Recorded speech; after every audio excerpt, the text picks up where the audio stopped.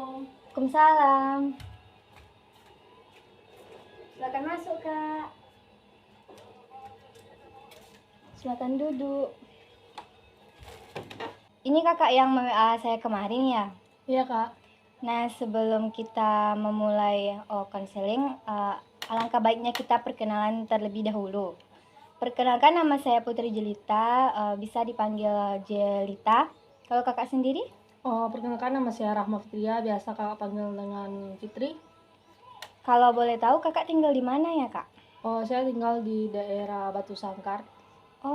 Kakak kuliah apa kerja?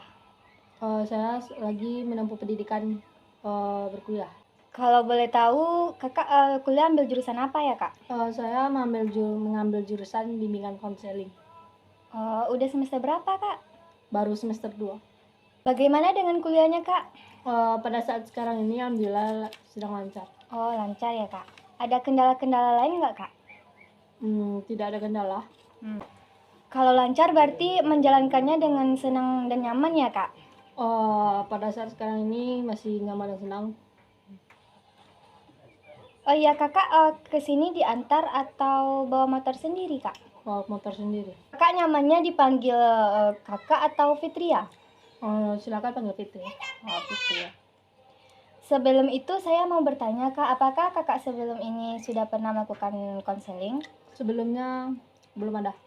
Nah, di sini saya akan menjelaskan apa itu konseling. Konseling merupakan suatu pelayanan yang ada di dalam bimbingan dan konseling, yang di dalamnya ada konselor dan konseli. Saya sebagai konselor dan kakak sendiri sebagai konseli. Di sini kakak tenang saja, kakak bisa secara sukarela menyampaikan apa yang kakak rasakan, alami, dan secara terbuka menyampaikan. Tidak boleh disembunyikan. Dan saya akan menjaga merahasiakan segala apa yang kakak sampaikan nanti. Insya Allah saya tidak akan menyampaikannya keluar, cukup kita berdua saja yang tahu. Dan tidak akan sampai keluar karena itu sudah perjanjian dari awal.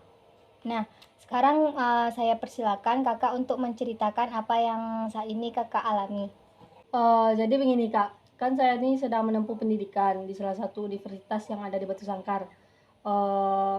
Dalam akhir-akhir ini saya lihat kedua orang tua saya sangat susah mendapatkan biaya sehari-hari untuk uang jajan dan mengisi minyak motor saya.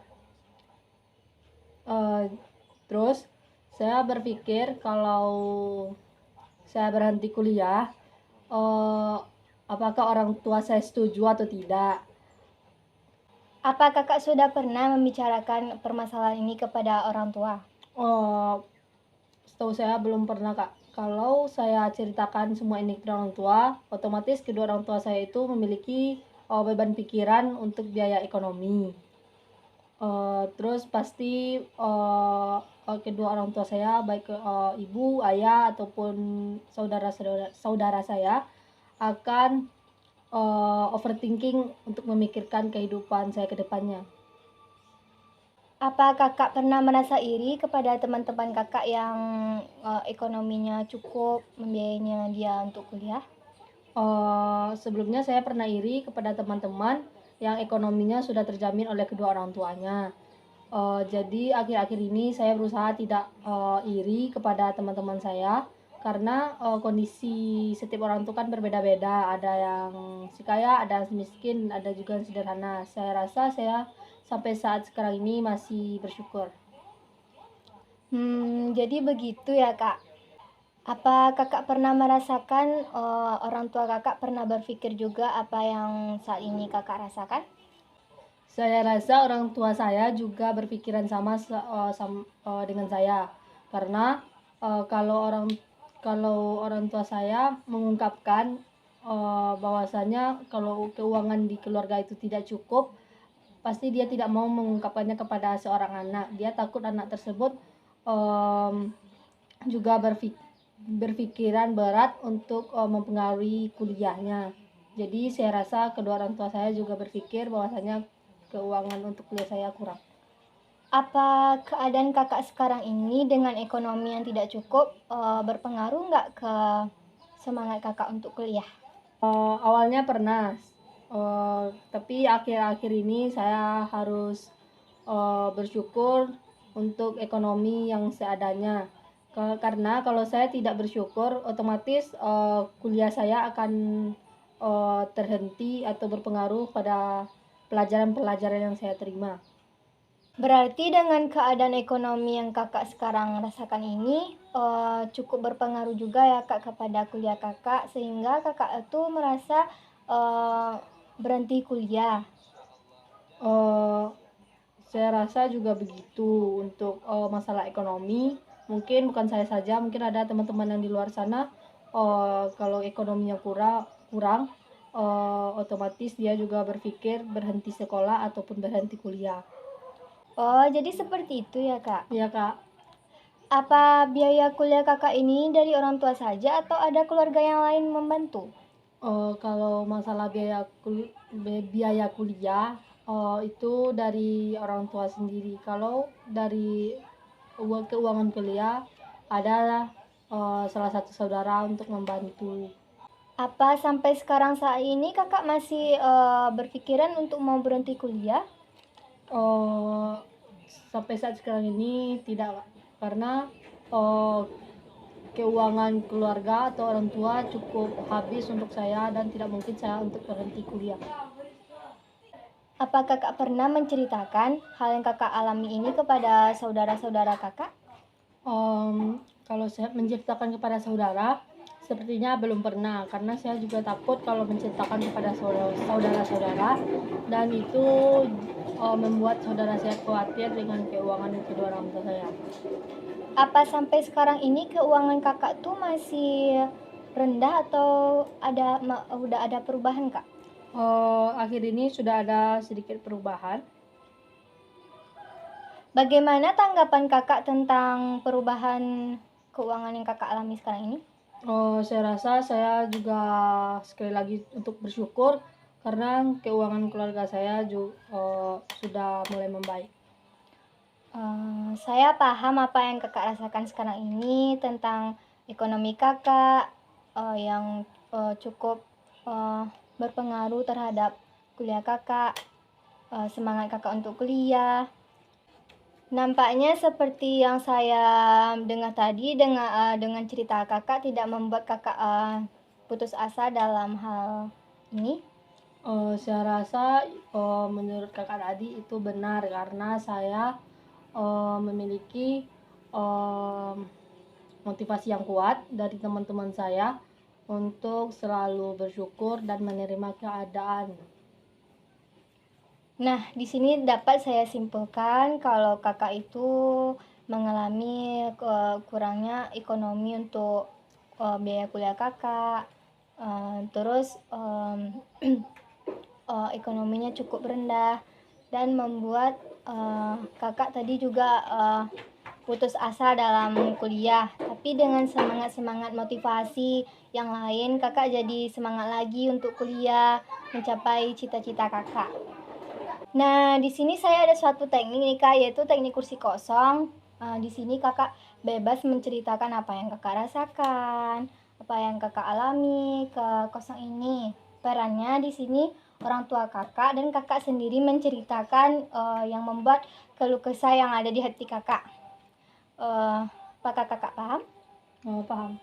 Sebelum kita melakukan teknik kursi kosong ini, kakak tarik nafas terlebih dahulu, lalu hembuskan. Nah, silakan kakak mengungkapkan apa yang kakak rasakan terhadap kursi kosong ini. Anggap saja kursi kosong ini orang tua kakak. Kakak bebas apa menceritakan. Maaf Pak, sebelumnya saya berterima kasih kepada kalian untuk sudah menjaga saya sampai saat sekarang ini, dan saya minta maaf, ini masalah dari ekonomi keluarga kita. Sebenarnya pada saat saya menempuh pendidikan saat sekarang ini, saya merasakan kekurangan baik itu uang jajan ataupun biaya-biaya pendidikan saat sekarang ini. Dan itu saya tidak perlu mengungkapkan satu persatu kepada kalian, karena keuangan yang ayah, mama dan bapak kasih kepada saya itu cukup membantu saya untuk menjalani pendidikan pada saat sekarang ini. Dan saya sekali lagi berterima kasih kepada kalian untuk sudah membiayai kehidupan saya, baik dari awal saya lahir maupun pada saat sekarang ini. Sejujurnya masalah keuangan ini cukup merasa terbebani oleh saya, baik itu terbebani dari batin ataupun dari pikiran saya sendiri.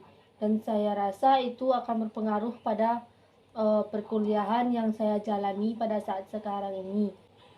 Sebenarnya masalah ini baik itu masalah yang lain-lain, tetapi masalah keuangan ini merasa terbebani oleh saya, dan itu selalu saya pikirkan, seperti bagaimana saya besok membawa uang ke kampus, dari mana saya akan meminta. Saya tahu kondisi mama papa keuangannya turun drastis, akan tetapi saya belum siap lahir dan batin untuk mengungkapkan masalah-masalah ekonomi kepada mama dan papa.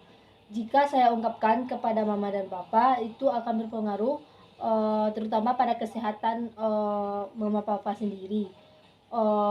Karena kalau saya ungkapkan pasti akan berpengaruh pada kesehatan dan jatuh sakit. Saya tidak ingin melihat kedua orang tua saya sakit, walaupun dengan kondisi keuangan yang menurun dan diiringi dengan semangat saya tidak pernah putus asa untuk memberhentikan kuliah saya. Awalnya saat ekonomi mama dan papa turun, saya pernah berputus asa dan berpikir saya akan menghentikan dan tidak melanjutkan pendidikan saya saat sekarang ini. Akan tetapi adanya keinginan saya untuk melanjutkan pendidikan saya tidak ingin putus di tengah untuk membuat papa dan mama itu menjadi kecewa kepada saya. Sebelumnya dengan keinginan saya yang cukup tinggi ini, adanya keinginan saya yang cukup tinggi untuk menjalani pendidikan saya, dan saya tidak ingin melihat mama dan papa itu kecewa. Itu juga diiringi dengan rasa syukur saya kepada Allah dan memiliki kedua orang tua seperti kalian. Apakah kakak sudah maukan atau ada tambahan lagi? Tidak, Kak. Sudah cukup? Cukup. Baik, tadi kan kita barusan melakukan teknik kursi kosong. Bagaimana perasaan kakak setelah melakukan teknik kursi kosong ini, Kak? Sebelumnya saya berterima kasih kepada kakak yang telah menyuruh saya untuk membayangkan kedua orang tua saya untuk berada di kursi kosong. Dan kursi kosong ini saya rasa itu cukup sangat-sangat baik, karena mungkin setiap anak yang ada di dunia ini tidak bisa mengungkapkan keluh kesahnya terhadap kedua orang tuanya. Mungkin dengan adanya kursi kosong ini, anak-anak yang di luar sana yang memiliki masalah, baik masalah keluarga, masalah pribadi atau masalah lainnya, dapat mengungkapkan isi hatinya terhadap kursi kosong ini. Dan saya sendiri sangat-sangat berterima kasih kepada kakak sendiri untuk bisa mengungkapkan isi hati saya melalui kursi kosong, karena kalau saya ungkapkan kepada kedua orang tua saya, pasti saya akan merasa malu ataupun merasa minder terhadap diri saya. Meskipun kedua orang tua saya itu tidak tahu bahwasanya anaknya ini, yaitu saya, memiliki pikiran untuk bagaimana menaikkan ekonomi kedua orang tua saya lagi. Tetapi itu tidak perlu untuk dipikirkan, karena saya sudah mengungkapkan isi hati saya dan pikiran saya tentang masalah ekonomi ini terhadap kursi kosong tadi. Baik, dengan teknik kursi kosong ini kita sudah masuk ke tahap pengakhiran. Apakah kakak ada kesan dan pesan yang ingin kakak sampaikan? Kalau pesan saya untuk anak-anak yang di luar, terutama teman-teman saya yang memiliki masalah, baik itu masalah keluarga, masalah pribadi atau masalah umum lainnya, saya harap itu bisa berkonseling kepada guru BK ataupun psikolog seperti kakak sendiri. Karena dengan adanya konseling ini pasti dia akan mengungkapkan seluruh hatinya, dan terutama adanya kursi kosong tadi dan sangat membantu teman-teman yang ada di luar sana dari permasalahan yang dialaminya, terutama adanya kursi kosong tadi. Terus apa kesan kakak terhadap kita melakukan konseling ini? Saya mendapatkan pengalaman dan juga mendapatkan pelajaran dari konseling kakak dan saya tadi. Dengan adanya konseling tadi, saya bisa mengungkapkan masalah-masalah saya dan juga bisa mengungkapkan seluruh masalah yang ada pada diri saya, terutama pada ekonomi keluarga saya. Nah, kan semua permasalahan sudah kakak sampaikan, luapkan. Untuk sesi selanjutnya, apakah kakak siap untuk melaksanakan sesi selanjutnya konseling terhadap kita berdua?